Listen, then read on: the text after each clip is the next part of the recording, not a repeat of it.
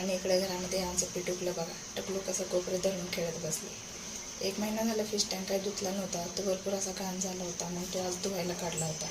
मग फिश टँकमध्ये सगळे मासे एका बकेटमध्ये काढून घेतले, त्यातलं घाण पाणी पूर्ण काढलं आणि फिश टँकमधील हे शोपीस, त्यांचा ऑक्सिजन आणि फिश टँकमध्ये जे सजावटीसाठी आपण ठेवतो, शोची दगडं म्हणतात त्याला, ती पण पूर्ण स्वच्छ धुवून घेतली. आणि त्याच्यानंतर त्यांचं फिशचं जे हीटर असतं ते पण हीटर धुवून पूर्ण स्वच्छ पुसून घेतलं आणि फिश टँकमध्ये पाणी टाकून दिलं आणि फिशला दिलं सोडून त्यामध्ये.